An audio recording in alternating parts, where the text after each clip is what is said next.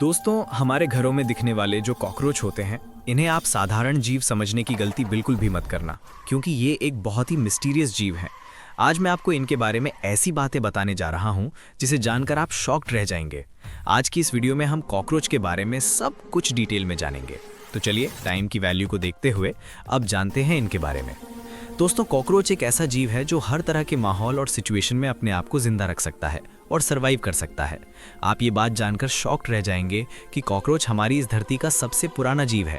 ये पृथ्वी पर डायनासोर के अस्तित्व में आने से भी पहले से इस धरती पर मौजूद है।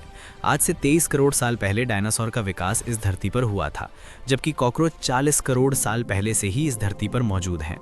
आज से लगभग 6 करोड़ साल पहले एक विशाल उल्कापिंड के पृथ्वी पर टकराने से सारे डायनासोर का अंत हो गया था और धरती के लगभग 90% जीव विलुप्त हो गए थे। लेकिन कॉकरोच उस सिचुएशन को भी झेल गए और आज तक हमारी धरती पर बने हुए हैं।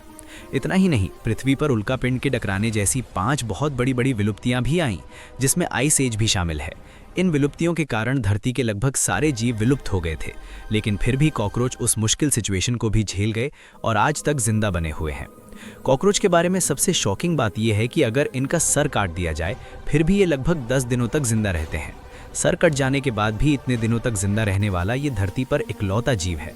सर कटने के बाद भी ये इतने दिनों तक जिंदा कैसे रह जाते हैं, आइए इसके पीछे की साइंस को समझते हैं। हम सब ये बात जानते हैं कि इस दुनिया में हर जीव को जिंदा रहने के लिए ऑक्सीजन की ज़रूरत होती है। कॉकरोच की सबसे खास बात यह है कि ये अपने मुंह से सांस नहीं लेते हैं। इनके शरीर में इस साइड वाले हिस्से में दोनों साइड में 10-10 छेद बने होते हैं। इन्हीं छेद से ये ऑक्सीजन को अपने शरीर के अंदर भेजते हैं। इंसान के साथ साथ दुनिया के लगभग सारे जीवों में ऑक्सीजन की सप्लाई उनका ब्लड करता है।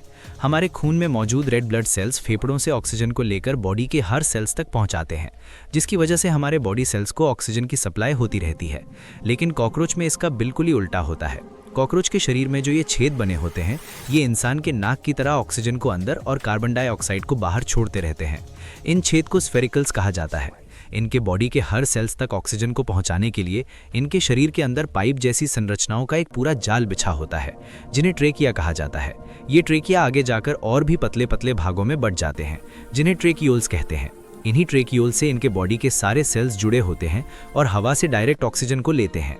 सर कटने के बाद भी जिंदा रहने का एक और कारण ये भी है कि इनका ब्लड प्रेशर बहुत ही धीमा होता है, जिसकी वजह से सर कटने के बाद भी इनका खून लगभग ना के बराबर बहता है।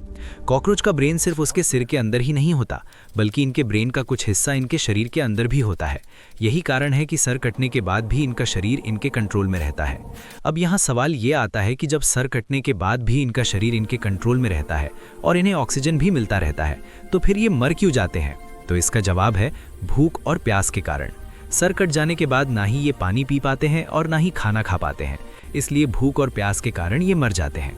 उम्मीद करता हूँ कि आपको ये जानकारी अच्छी लगी होगी।